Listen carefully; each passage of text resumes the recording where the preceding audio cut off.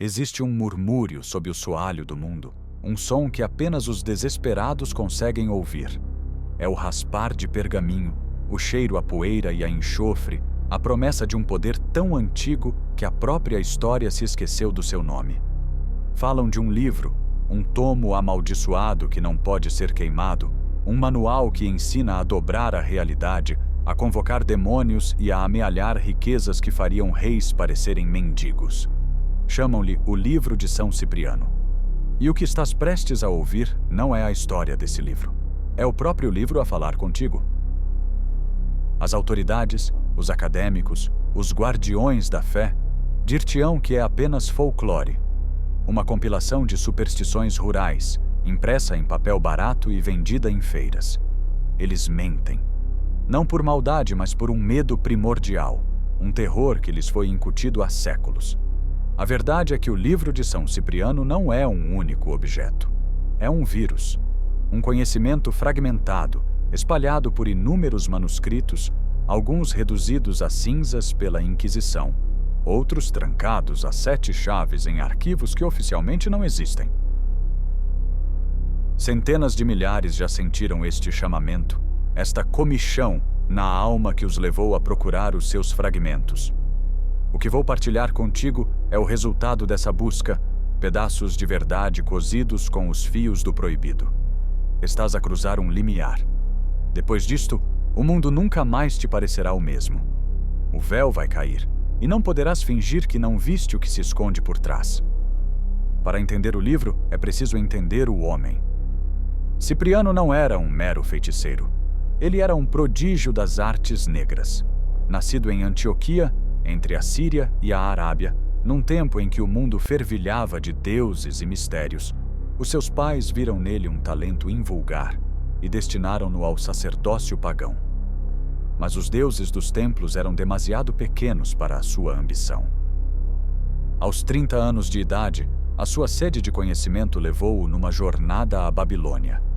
Ali, mergulhou nos segredos dos caldeus, aprendeu a ler as estrelas não como mapas, mas como motores do destino. Estudou a numerologia não como um jogo, mas como a linguagem de programação do universo. A sua inteligência era uma arma, e ele afiou-a nas artes mais obscuras. Não se contentou com a teoria. Cipriano entregou-se de corpo e alma ao estudo da magia, com o propósito de estabelecer relações estreitas com os demônios. A sua vida tornou-se um escândalo, um turbilhão de libertinagem e rituais impuros. Ele não temia o inferno. Ele queria fazer dele a sua sala do trono.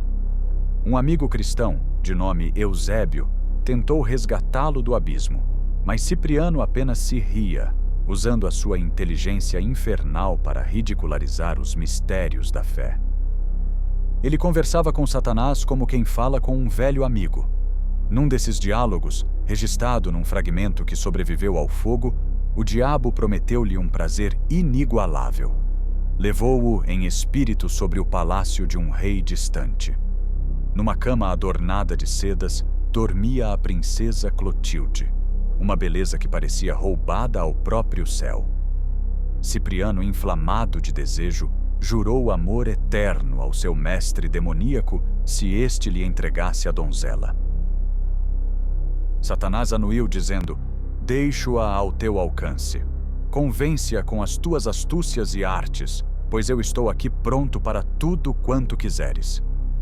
Cipriano empregou todos os feitiços da sua ciência diabólica. Ofereceu sacrifícios abomináveis. Enviou legiões de espíritos para atormentar a mente da princesa. Mas nada resultou. Clotilde, protegida por uma fé inabalável, resistia. Frustrado, Cipriano confrontou o demônio. "Pérfido, já estou vendo a tua fraqueza, pois não podes vencer uma delicada donzela." E aqui, pela primeira vez, o mestre das trevas foi forçado a confessar uma verdade terrível.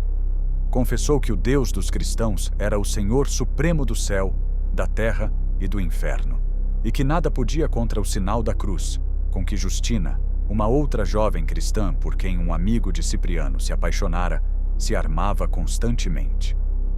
Perante a sombra da cruz, o demônio era obrigado a fugir. Este foi o momento da grande dissonância. Um facto que a lógica de Cipriano não conseguia processar. O poder que ele julgava supremo era, afinal, impotente perante um simples gesto, uma simples crença. "Pois se assim é", replicou o feiticeiro, "eu sou muito louco em não me entregar ao serviço do Senhor, que é mais poderoso do que tu." A sua lógica, embora forjada no inferno, era implacável. Ele procurava o poder absoluto e acabara de descobrir a sua verdadeira fonte. Nesse instante, ao renunciar aos sortilégios, o demônio, irado, apoderou-se do seu corpo. Mas a graça que já começava a florescer no seu coração, a mesma que protegia Justina, expulsou-o. Cipriano, o grande bruxo, o confidente de Satanás, queimou todos os seus livros de magia, distribuiu os seus bens pelos pobres e pediu para ser o varredor do templo. O mestre tornou-se servo. O predador tornou-se penitente. Alguns sustentam que Cipriano não destruiu todo o seu saber, que ele compreendeu que a magia negra e a magia divina eram apenas duas faces da mesma moeda, dois métodos para aceder à mesma fonte de poder. O que mudou não foi a ciência, mas a intenção. Ele teria reescrito os seus rituais, não para servir à ambição e à luxúria, mas para subjugar as forças das trevas e colocá-las ao serviço de um propósito maior. É por isso que o livro é tão perigoso.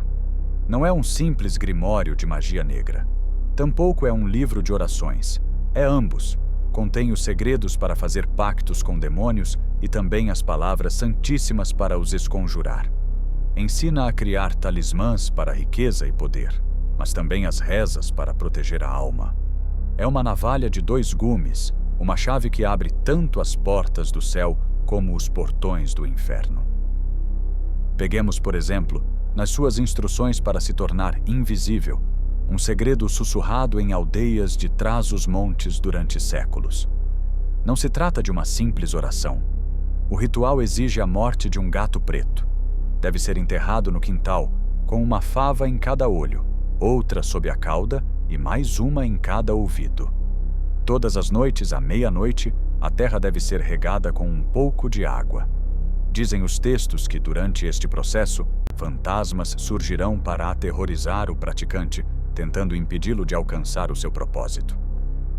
O demônio, segundo Cipriano, tem inveja de quem consegue este poder sem se entregar a ele de corpo e alma.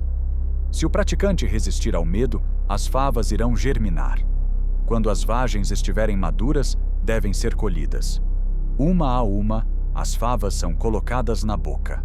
Aquela que contiver a virtude oculta fará com que o portador desapareça instantaneamente. Um poder tremendo, nascido da morte, da terra e de um ato de coragem contra o próprio medo. Este é o padrão que se repete em todo o livro. O poder exige um sacrifício, um ato de transgressão.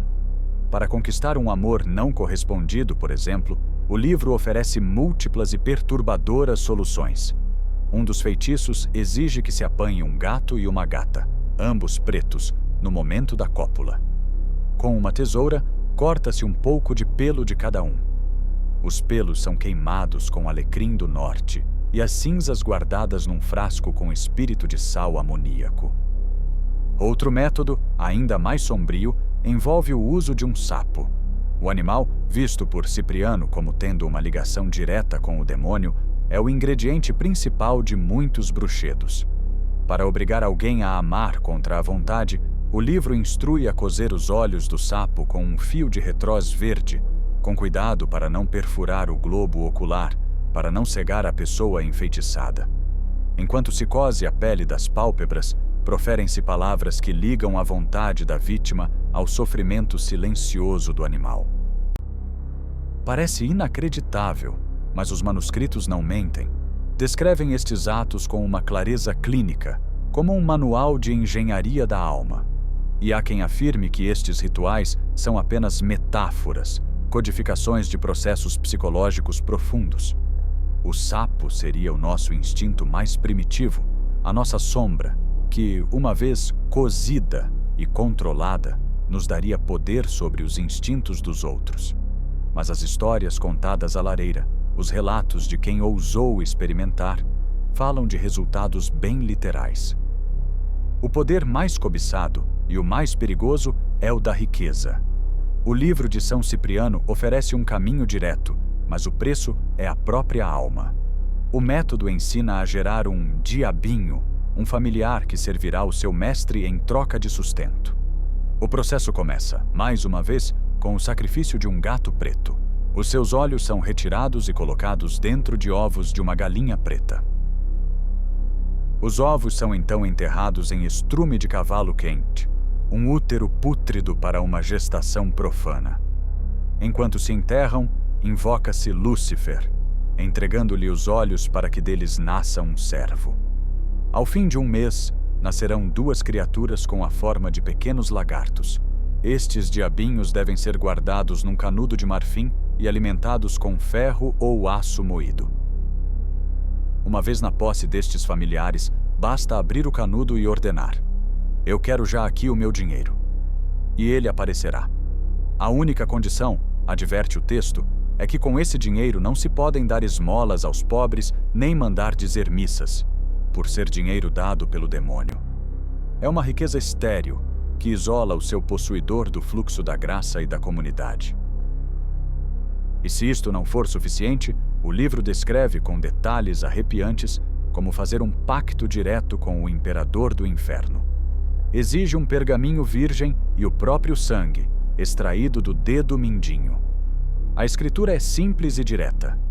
Eu, com o próprio sangue do meu dedo mindinho, faço escritura a Lúcifer, imperador do inferno, para que ele me faça tudo quanto eu desejar nesta vida. E se isto me faltar, lhe deixarei de pertencer. Esta escritura é depois copiada para a casca de um ovo de galinha preta. Um pequeno buraco é feito no ovo e uma gota do mesmo sangue é introduzida. O ovo é então chocado, seja debaixo de uma galinha ou no calor do estrume. Do ovo nascerá o diabinho, que deve ser guardado numa caixa de prata e alimentado todos os sábados, deixando-o mamar no mesmo dedo mindinho que assinou o contrato. Mas é aqui que a dualidade de Cipriano se revela com uma força cortante. Imediatamente após descrever este ritual, o texto acrescenta uma advertência terrível, atribuída ao próprio santo após a sua conversão. Todo o Filho de Deus que entregar a sua alma ao demônio será na mesma hora amaldiçoado por quem o criou e lhe deu o ser, que foi nosso Senhor Jesus Cristo. O livro dá o veneno e o antídoto na mesma página. Oferece o poder e, no parágrafo seguinte, descreve o abismo que o acompanha. Esta contradição é a chave. O livro de São Cipriano não é um guia, é um teste, um quebra-cabeças aberto que cada leitor tem de resolver por si. A sua estrutura espelha a própria jornada do seu autor, a queda na escuridão e a difícil escalada para a luz. Mas a subida não apaga o conhecimento do abismo. Pelo contrário, torna-o ainda mais nítido. Eu estive nos lugares onde este conhecimento ainda sussurra. Estive nas aldeias do norte de Portugal, onde a figura de Cipriano se mistura com a da moura encantada e do lobisomem. Vi os símbolos riscados nas portas dos celeiros, cruzes e pentagramas lado a lado. Falei com os guardiões do arquivo, velhas e velhos cujos avós lhes ensinaram as rezas e os feitiços, não de livros impressos, mas de uma tradição oral que nunca foi quebrada. Em Montalegre, na famosa Noite das Bruxas, bebe-se a queimada, uma aguardente flamejante preparada com um esconjuro que ecoa as fórmulas de Cipriano. Eles dizem que é para afastar os maus espíritos, mas quem compreende já não consegue calar. Eles sabem que não se trata de afastar, mas de negociar, de prestar homenagem às forças antigas que governam aquela terra, muito antes da chegada da cruz romana. O livro ensina também a vingança, de uma forma fria e metódica. Para amaldiçoar um inimigo, pega-se num gato preto, amarrando-lhe as patas. Leva-se o animal a uma encruzilhada e invoca-se o demônio, ordenando-lhe que entre no corpo da vítima e que não saia até nova ordem. Grande Lúcifer, diz a fórmula. Eu te prendo e amarro no corpo de fulano assim como tenho preso este gato. O animal torna-se a âncora física da maldição, um elo de sofrimento que une o agressor, a vítima e a entidade invocada. Quando o demônio cumpre a sua tarefa, o praticante deve voltar à mesma encruzilhada e soltar o gato, dizendo: Lúcifer, Lúcifer, Lúcifer, aqui tens o que te prometi. É um contrato, uma transação. Não há raiva, apenas uma fria execução de leis arcanas. O universo do Cipriano é um universo de regras. Os demônios não são caóticos, eles são burocratas do sofrimento, e o livro é o seu código de procedimentos. Mas o que são estes demônios? Serão as entidades com chifres e caudas das gravuras medievais? Ou serão algo mais subtil? Certos investigadores em privado admitem que os nomes dos 72 demônios da Goetia, como Baal, Paimon ou Asmodeus, que também surgem em variantes do Cipriano, são espantosamente semelhantes a nomes de divindades pagãs mais antigas. Deuses e deusas de culturas subjugadas, demonizados pela nova fé dominante. Pensemos na cruz de São Bartolomeu, outro segredo contido no livro. Feita de pau de cedro, coberta de alecrim, arruda e aipo, e com uma maçã de cipreste em cada ponta. É deixada em água benta por 3 dias. A oração para a consagrar pede que a sua virtude livre das tentações do espírito do mal. É um amuleto protetor, de magia branca, dentro do livro mais negro. Ou consideremos a agulha mágica. Uma simples agulha passada 3 vezes pela pele de um defunto que ganha o poder de encantar. Com ela pode-se prender o amor de uma namorada, dando 3 pontos em forma de cruz num objeto dela. A fórmula invoca o defunto. Fulano, quando tu falares é que fulana me há de deixar. A morte é usada como selo, como garantia de permanência. É macabro, sim, mas é também uma forma de poesia sombria sobre a eternidade do amor. Isto leva-nos ao âmago do labirinto português, ao sentimento da saudade. Esta melancolia crônica, esta nostalgia de algo que talvez nunca tenha existido, não será o eco de um poder perdido? A memória fantasma de um tempo em que o homem dialogava com os deuses da natureza, em que a magia era real. O livro de São Cipriano, com a sua promessa de restaurar esse poder, torna-se assim o antídoto para a saudade. E o sebastianismo, essa crença teimosa no regresso de um rei desaparecido, não é a mesma estrutura de crença? A fé de que o poder verdadeiro não morreu está apenas encantado, escondido numa ilha de nevoeiro, e que um dia voltará para restaurar a glória perdida. O livro é o mapa para essa ilha. O praticante torna-se o seu próprio de Sebastião, resgatando o seu reino interior do domínio das forças que o diminuem. Numa outra receita, para prender um homem, a mulher deve preparar-lhe uma fritada de ovos, mas antes deve deixar os ovos batidos escorrerem pelo seu próprio corpo, da espinha dorsal para baixo. As almôndegas devem ser passadas debaixo dos sovacos antes de irem para o fogo. É repulsivo para a nossa sensibilidade moderna, mas é um ato de transferência total. A mulher está a alimentar o homem não só com comida, mas com a sua própria essência, a sua energia, o seu suor. Está a marcá-lo como seu, a um nível invisível mais profundo. Tudo isto aponta para uma verdade desconfortável. O poder que o livro promete não vem de fora, não vem de demônios ou anjos. Ele desperta algo que já está dentro de nós. As ervas, os animais, os rituais são apenas catalisadores. São chaves que rodam fechaduras na nossa própria psique, abrindo portas para capacidades que esquecemos possuir. O poder de influenciar, de curar, de destruir. O mal olhado que o livro ensina a desenvolver e a combater não será mais do que a projeção focada da intenção humana. O livro fala do poder magnético, do fluido nervoso. Cipriano, nos seus manuscritos, descreve experiências que hoje chamaríamos de hipnose ou mesmerismo. Ensina a magnetizar uma garrafa de água, simplesmente concentrando a vontade e a energia das mãos sobre ela, até a água começar a espumar. Beber dessa água, diz ele, magnetiza a pessoa, permitindo-lhe obter tudo durante o sono. Estaria ele a descrever a programação do subconsciente? Este é o grande segredo, a promessa de meta-sentido que o livro sussurra. Nós somos os deuses e os demônios. O universo não é governado por um monarca benevolente ou por um tirano chifrudo. É um campo de forças, uma teia de influências, e nós estamos no centro. O livro de São Cipriano é o manual de instruções que a nossa civilização tentou esconder de nós mesmos. Os comentários online confirmam o que intuíamos. Milhares de pessoas relatam experiências estranhas depois de lerem sobre estes rituais. Sonhos vívidos, coincidências inexplicáveis, uma sensação de serem observadas. Será sugestão em massa? Ou será que o simples ato de ler estas palavras, de lhes dar atenção, é suficiente para ativar algo? Para abrir uma pequena fresta na realidade? O livro é um espelho. Mostra-nos a nossa fome de poder, o nosso medo da morte, a nossa capacidade para o amor obsessivo e para o ódio gelado. Ele não julga, apenas descreve a mecânica das paixões humanas e oferece as ferramentas para as manipular. A escolha, como sempre, é nossa.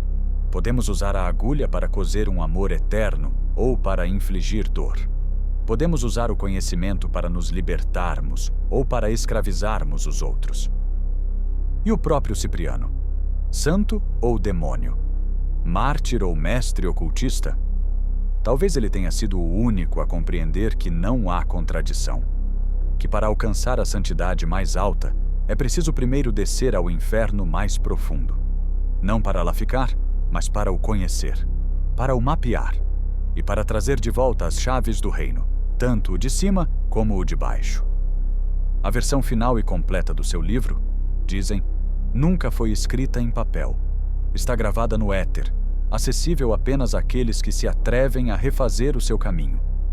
O que leste, o que ouviste, são apenas as migalhas, os ecos. Mas mesmo o eco de uma palavra de poder tem poder. O que vais fazer com ele? Vais esquecer o que ouviste, como um sonho mau ao amanhecer? Vais tentar racionalizar, chamar-lhe superstição, psicologia barata? Ou vais sentir o frio na espinha, a vertigem de olhar para o abismo e ver algo a olhar de volta? O livro foi aberto. A semente foi plantada. A questão já não é se o livro de São Cipriano é real. A questão é, o que está ele a escrever em ti neste exato momento?